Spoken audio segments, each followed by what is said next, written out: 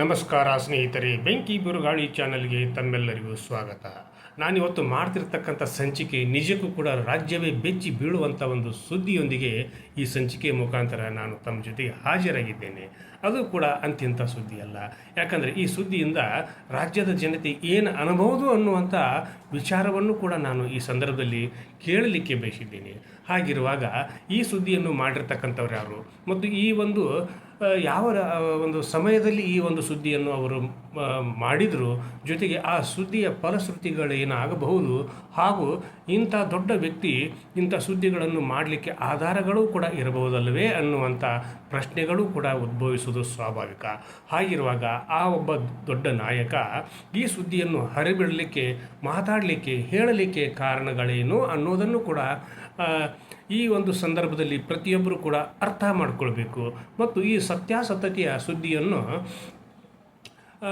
ಪ್ರತಿಯೊಬ್ಬರು ಕೂಡ ಕೂಲಂಕುಷವಾಗಿ ಚಿಂತನೆ ಮಾಡಬೇಕು ಅನ್ನುವಂಥ ಭಾವನೆಯೂ ಕೂಡ ನನ್ನದು. ಹಾಗಿರುವಾಗ ಈ ಸುದ್ದಿಗೆ ಕಾರಣ ಹಾಗೂ ಆ ಸುದ್ದಿಯನ್ನು ಮಾತಾಡಲಿಕ್ಕೆ ಪ್ರೇರಣೆ ಏನೇನು ಅನ್ನೋದನ್ನು ಕೂಡ ಈ ಸಂದರ್ಭದಲ್ಲಿ ನಾನು ನಾಡಿನ ಜನತೆಗೆ ತಿಳಿಸಲಿಕ್ಕೆ ಈ ಸಂಚಿಕೆಯನ್ನು ಬಳಸಿಕೊಳ್ತಾ ಇದ್ದೇನೆ. ಅದು ಕೂಡ ಈಗ ನಡೀತಿರ್ತಕ್ಕಂಥ ರಾಜ್ಯ ಸಚಿವ ಸಂಪುಟದ ವಿಸ್ತರಣೆಯ ಒಂದು ಬಿರುಗಾಳಿಯ ಜೊತೆಗೆ ಈ ಸುದ್ದಿಯೂ ಕೂಡ ತನ್ನ ಒಂದು ಸುಂಟರ ಗಾಳಿಯಂತೆ ಹರಿದಾಡ್ತಾ ಇರೋದು ಕೂಡ, ಹಾಗೂ ಆ ಒಂದು ಸುಂಟರ ಗಾಳಿಯೂ ಕೂಡ ತನ್ನ ಒಂದು ರಾಜಕೀಯದಲ್ಲಿ ಅಲ್ಲೋಲ ಕಲ್ಲೋಲವನ್ನೇ ಉಂಟು ಮಾಡ್ತಾ ಇರೋದು, ಬೆಂಕಿ ಬಿರುಗಾಳಿಯನ್ನೇ ಬೀಸ್ತಾ ಇರೋದು ಕೂಡ ಸ್ವಾಭಾವಿಕ. ಹಾಗಿರುವಾಗ ಈ ಸುದ್ದಿಗೆ ಕಾರಣಗಳು ಹಾಗೂ ಆ ಸುದ್ದಿಯನ್ನು ಮಾಡಲಿಕ್ಕೆ ಪ್ರೇರಣೆಗಳು ಹಾಗೂ ಅದು ನಿಜಕ್ಕೂ ಕೂಡ ಸತ್ಯ ಸುದ್ದಿಯೇ ಅಥವಾ ಸುಳ್ಳು ಸುದ್ದಿ ಅನ್ನೋದನ್ನು ಕೂಡ ಅರ್ಥ ಮಾಡಿಕೊಳ್ಬೇಕಾಗಿರ್ತಕ್ಕಂಥ ಸಮಯ ಈಗ ಕನ್ನಡಿಗರಿಗೆ ಒದಗಿ ಬಂದಿದೆ. ಹಾಗಿರುವಾಗ ಈಗ ರಾಜ್ಯ ಸಚಿವ ಸಂಪುಟದ ವಿಸ್ತರಣೆಯ ಕಾಲ. ಈ ಸಂದರ್ಭದಲ್ಲಿ ರಾಜ್ಯದ ಮುಖ್ಯಮಂತ್ರಿಗಳು ಹಾಗೂ ಮಾಜಿ ಮುಖ್ಯಮಂತ್ರಿಗಳು ಜೊತೆಗೆ ಕಾಂಗ್ರೆಸ್ ಪಕ್ಷದ ಅಧ್ಯಕ್ಷರು ಕೂಡ ಹೈಕಮಾಂಡಿನಲ್ಲಿ ಬೀಡು ಬಿಟ್ಟಿದ್ದಾರೆ. ಅವರ ಜೊತೆಗೆ ಹಾಗೂ ಹಲವಾರು ನಾಯಕರು ಕೂಡ ಅಲ್ಲಿ ಇರ್ತಕ್ಕಂಥವರು. ಅವರಲ್ಲಿ ಬಹುತೇಕ ವಿಧಾನ ಪರಿಷತ್ತಿನ ಸದಸ್ಯರು ಹಾಗೂ ರಾಜ್ಯಸಭೆಯ ವಿಧಾನಸಭೆಯ ಸದಸ್ಯರು ಕೂಡ ಇರ್ತಕ್ಕಂಥದ್ದು. ಹಾಗಿರುವಾಗ ಸುಮಾರು 20 ಸಚಿವ ಸಂಪುಟವನ್ನು ನೇಮಕ ಮಾಡಬೇಕಾಗಿರ್ತಕ್ಕಂಥ ಈ ಸಂದರ್ಭದಲ್ಲಿ 24 ಶಾಸಕರು ದೆಹಲಿಯಲ್ಲಿನೇ ಬೀಡು ಬಿಟ್ಟಿದ್ದಾರೆ. ಅಲ್ಲಿ ತಮ್ಮ ಪ್ರಭಾವವನ್ನು ಬೀರ್ತಾ ಇದ್ದಾರೆ. ಹಾಗಿರುವಾಗ ಆ ಪ್ರಭಾವಕ್ಕೆ ಹೈಕಮಾಂಡ್ ಮಣಿಯಬಹುದೇ ಅನ್ನುವಂಥದ್ದನ್ನು ಕೂಡ ಈ ಸಂದರ್ಭದಲ್ಲಿ ವಿಚಾರ ಮಾಡುವಂಥದ್ದು. ಜೊತೆಗೆ ಡಿ ಕೆ ಶಿವಕುಮಾರ್ ಅವರು ತನ್ನ ಪಟ್ಟಿಯೊಂದಿಗೆ ಹಾಗೂ ಮಾಜಿ ಮುಖ್ಯಮಂತ್ರಿಗಳಾಗಿರ್ತಕ್ಕಂಥ ಸಿದ್ದರಾಮಯ್ಯನವರು ತನ್ನದೇ ಆದಂಥ ಒಂದು ಪಟ್ಟಿಯೊಂದಿಗೆ, ಬಿ ಕೆ ಹರಿಪ್ರಸಾದರವರು ಅಧ್ಯಕ್ಷರು, ಕಾಂಗ್ರೆಸ್ ಪಕ್ಷದ ಕರ್ನಾಟಕದ ಅಧ್ಯಕ್ಷರು, ಅವರು ತನ್ನ ಒಂದು ಪಟ್ಟಿಯೊಂದಿಗೆ ತೆರಳಿದ್ದಾರೆ. ಜೊತೆಗೆ AICCಯ ಅಧ್ಯಕ್ಷರದು ಕೂಡ ಒಂದು ಪಟ್ಟಿ ಇದೆ ಅನ್ನುವಂಥ ಮಾತುಗಳು ಕೂಡ ಕೇಳಿ ಬರ್ತಾ ಇವೆ. ಜೊತೆಗೆ ಹೈಕಮಾಂಡ್ ಮೇಲೇ ಪ್ರಭಾವ ಬೀರಿ ಅವರಿಂದಲೇ ನಾವು ಮಂತ್ರಿಗಳಾಗಲಿಕ್ಕೆ ಸಾಧ್ಯ ಅನ್ನುವಂಥ ಶಾಸಕರು ನೇರವಾಗಿ ರಾಹುಲ್ ಗಾಂಧಿಯವರಿಗೆ ಒಂದು ಪ್ರಭಾವವನ್ನು ಬೀರ್ತಾ ಇದ್ದಾರೆ ಅನ್ನುವಂಥ ಮಾತುಗಳು ಕೂಡ ರಾಜಕೀಯ ವಲಯಗಳಲ್ಲಿ ಸಂಚಲನವನ್ನೇ ಸೃಷ್ಟಿ ಮಾಡಿರ್ತಕ್ಕಂಥವು.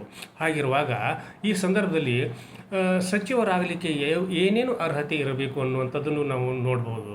ಮೊದಲನೇದಾಗಿ ಶಾಸಕರಾದವರು ಅಂದರೆ ವಿಧಾನ ಪರಿಷತ್ತಿನ ಸದಸ್ಯರು ಅಥವಾ ಹಾಗೂ ವಿಧಾನಸಭೆಯ ಸದಸ್ಯರು, ಅವರು ಮಂತ್ರಿಗಳಾಗಲಿಕ್ಕೆ ಅರ್ಹರು ಅನ್ನುವಂಥ ಭಾವನೆ ಪ್ರಜಾಪ್ರಭುತ್ವ ವ್ಯವಸ್ಥೆಯಲ್ಲಿ ಇದೆ.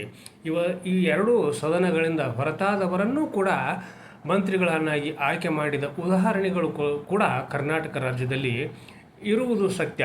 ಹಾಗಿರುವಾಗ ಆ ಒಂದು ವಿಚಾರಗಳನ್ನು ಕೂಡ ನಾನು ಪ್ರಸ್ತಾಪ ಮಾಡ್ತೀನಿ. ಹಾಗಿರುವಾಗ ಈಗ 20 ಸ್ಥಾನಗಳ ಪೈಕಿ ಸುಮಾರು 20 ಮಂತ್ರಿ ಸ್ಥಾನದ ಪೈಕಿ 24 ಪ್ರಬಲ ಆಕಾಂಕ್ಷಿಗಳು ಕಾಂಗ್ರೆಸ್ ಪಕ್ಷದ ವಲಯದಲ್ಲಿ ತಮ್ಮ ಪ್ರಭಾವವನ್ನು ಬೀರ್ತಾ ಇದ್ದಾರೆ ಅನ್ನುವಂಥದ್ದು ಕೂಡ ಸತ್ಯ. ಹಾಗಿರುವಾಗ ಈ ಒಂದು ಪ್ರಭಾವ ಮಾಡಲಿಕ್ಕೆ ಹಾಗೂ ಆ ಒಂದು ನಿಟ್ಟಿನಲ್ಲಿ ಅವರು ತೊಡಗಿರುವುದಕ್ಕೆ ಮಹತ್ವಾಕಾಂಕ್ಷಿ ಇರ್ತಕ್ಕಂಥವರೇ ಇದ್ದಾರೆ ಅನ್ನುವಂಥ ಭಾವನೆಗಳು ಕೂಡ ಉಂಟಾಗಲಿಕ್ಕೂ ಕೂಡ ಸಾಧ್ಯ. ಹಾಗಿರುವಾಗ ಈ ಶಾಸಕರಾರು ಅಂತಂದರೆ ಕರ್ನಾಟಕದವರೇ ಇವರು, ಹಾಗೂ ಸುಮಾರು ಹಿರಿತನದಲ್ಲಿಯೂ ಕೆಲವರಿದ್ದಾರೆ. ಮುಂದೆ ಅಧಿಕಾರದ ಒಂದು ಅನುಭವಿಸಿದವರು ಇದ್ದಾರೆ. ಹೊಸದಾಗಿ ಶಾಸಕರಾದವರು ಮಂತ್ರಿಗಳಾಗಲಿಕ್ಕೂ ನಾನು ಸೈ ಅನ್ನುವಂಥವರು ಕೂಡ ಇದ್ದಾರೆ. ಅವರೆಲ್ಲರೂ ಕೂಡ ದಿಲ್ಲಿಯಲ್ಲಿ ಬೀಡು ಬಿಟ್ಟಿದ್ದಾರೆ.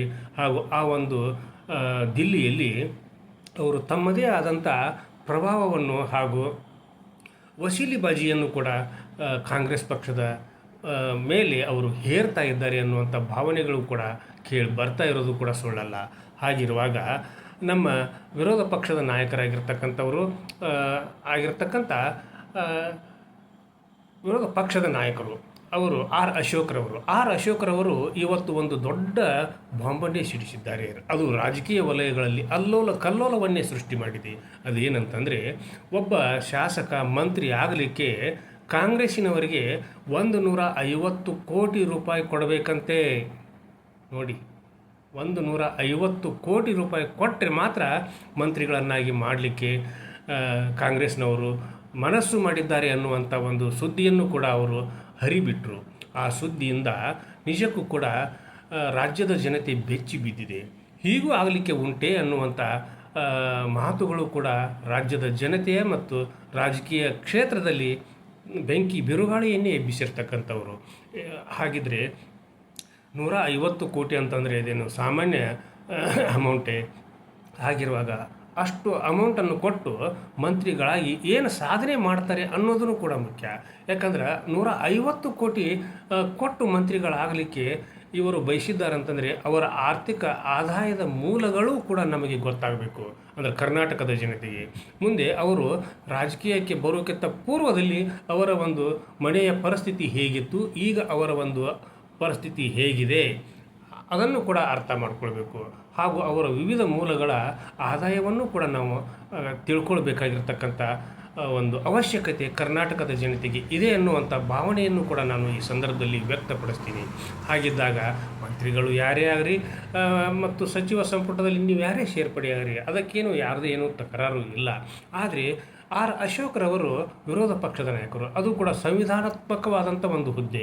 ಅಂಥ ಒಂದು ಹುದ್ದೆಯಲ್ಲಿದ್ದವರು ಸುಳ್ಳು ಹೇಳಲಿಕ್ಕೆ ಸಾಧ್ಯವೇ ಅನ್ನುವಂಥ ಪ್ರಶ್ನೆಗಳು ಕೂಡ ಸಾರ್ವಜನಿಕರಲ್ಲಿ ಉದ್ಭವಿಸಿವೆ. ಅದಕ್ಕೆ ನೀವು ಸೂಕ್ತವಾದಂಥ ಕಾರಣಗಳನ್ನು ಕೂಡ ಕೊಡಬೇಕು. ಅದನ್ನು ನಿರಾಕರಿಸಿದರೂ ನಿರಾಕರಿಸ್ಬೋದು, ಇಲ್ಲ ನೀವು ಅದನ್ನು ಪುಷ್ಟೀಕರಿಸಿದರೂ ಕೂಡ ಪುಷ್ಟೀಕರಿಸ್ಬೋದು. ಅಕಸ್ಮಾತ್ ಕಾಂಗ್ರೆಸ್ನವರು ಅದನ್ನು ನಿರಾಕರಿಸಿದರೆ ಆರ್ ಅಶೋಕ್ರವರು ಅದನ್ನು ಸಾಬೀತು ಮಾಡುವಂಥ ಒಂದು ಸ್ಥಿತಿಯಲ್ಲಿ ಇದ್ದಾರೆ ಅನ್ನುವಂಥ ಪ್ರಶ್ನೆಗಳು ಕೂಡ ಉದ್ಭವವಾಗ್ತವೆ. ಹಾಗಿದ್ರೆ ಏನೇ ಆಗಲಿ ಎಂತೆ ಆಗಲಿ ರಾಜ್ಯದ ಜನತೆಗೆ ತಪ್ಪು ತಿಳುವಳಿಕೆಯನ್ನು ಯಾರೂ ಕೂಡ ನೀಡಬಾರ್ದು. ಇಂಥ ಒಂದು ಸಂದರ್ಭದಲ್ಲಿ ಮಂತ್ರಿಮಂಡಲವನ್ನು ರಚನೆ ಮಾಡುವಂಥ ಸಂದರ್ಭದಲ್ಲಿ ಯಾವುದೇ ಶಾಸಕರಿಂದಲೂ ಕೂಡ 1 ರೂಪಾಯಿಯನ್ನು ಕೂಡ ಪಡೆಯಬಾರದು ಅನ್ನುವಂಥ ಒಂದು ಸಲಹೆಯನ್ನು ಕೂಡ ಬೆಂಕಿ ಬಿರುಗಾಳಿ ಚಾನಲ್ನ ಮೂಲಕ ನಾನು ಈ ಸಂದರ್ಭದಲ್ಲಿ ನೀಡಲಿಕ್ಕೆ ಬಯಸಿದ್ದೇನೆ. ಯಾಕಂದರೆ ನಮ್ಮ ಪ್ರಜಾಪ್ರಭುತ್ವ ವ್ಯವಸ್ಥೆಯಲ್ಲಿ ನಾವು ನಿಜವಾಗಿಯೂ ಆಳರಸರಾಗಿ ನಾವು ರೂಪುಗೊಳ್ಬೇಕಾದ್ರೆ ನಾವು ಸತ್ಯವಂತರಾಗಿರಬೇಕು, ಕೈಗಳನ್ನು ಶುದ್ಧಿಯಾಗಿ ಇಟ್ಕೊಂಡಿರಬೇಕು, ನಮ್ಮ ನಡತೆ ಹಾಗೂ ನಮ್ಮ ಒಂದು ವ್ಯವಹಾರವೂ ಕೂಡ ಪಾರದರ್ಶಕವಾಗಿರಬೇಕು ಅನ್ನುವಂಥದ್ದನ್ನು ಪ್ರತಿಯೊಬ್ಬರು ಕೂಡ ಅರ್ಥ ಮಾಡ್ಕೊಳ್ಬೇಕು. ಯಾರಾದರೂ ನೀವು ಇಂಥ ಒಂದು ಪರಿಸ್ಥಿತಿಯಲ್ಲಿ ಇಂಥ ಒಂದು ಮಾತುಗಳಿಗೆ ಆಹಾರ ಆದರೆ ಮುಂದೆ ನಿಮ್ಮ ರಾಜಕೀಯ ಭವಿಷ್ಯವೇ ಕಲ್ಲೋಲವಾಗುವಂಥ ಸನ್ನಿವೇಶ ನಿರ್ಮಾಣವಾದರೂ ಕೂಡ ಆಗಬಹುದು.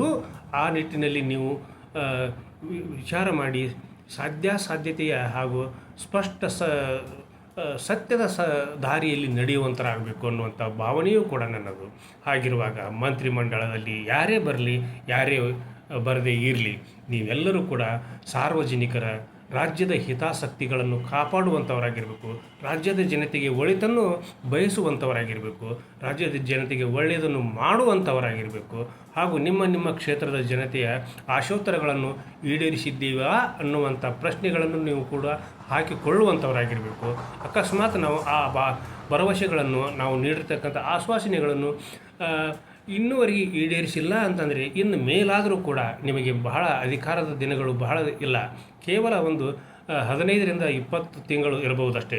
ಹಾಗಿರುವಾಗ ಈ ಒಂದು ಸಂದರ್ಭದಲ್ಲಿ ನೀವು ಖಂಡಿತವಾಗಿಯೂ ರಾಜ್ಯದ ಜನತೆಗೆ, ನಿಮ್ಮ ಕ್ಷೇತ್ರದ ಜನತೆಗೆ ನೀವು ಒಳಿತನ್ನು ಬಯಸಿ ಆ ಒಂದು ಅಭಿವೃದ್ಧಿ ಕೆಲಸ ಕಾರ್ಯಗಳನ್ನು ಅಚ್ಚುಕಟ್ಟಾಗಿ ತಂದು ಮತ್ತೊಮ್ಮೆ ನೀವು ಆಯ್ಕೆ ಆಗುವಂಥವರಾಗರಿ ಎನ್ನುವಂಥ ಸಂದೇಶದೊಂದಿಗೆ ಇವತ್ತಿನ ಸಂಚಿಕೆಯನ್ನು ಇಲ್ಲಿಗೆ ಮುಗಿಸುವುದಕ್ಕಿಂತ ಪೂರ್ವದಲ್ಲಿ ಬೆಂಕಿ ಬಿರುಗಾಳಿ ಇದು ನಿಮ್ಮೆಲ್ಲರ ಚಾನಲ್ಲು, ಸಮಸ್ತ ನಾಡಿನ ಚಾನಲ್ಲು.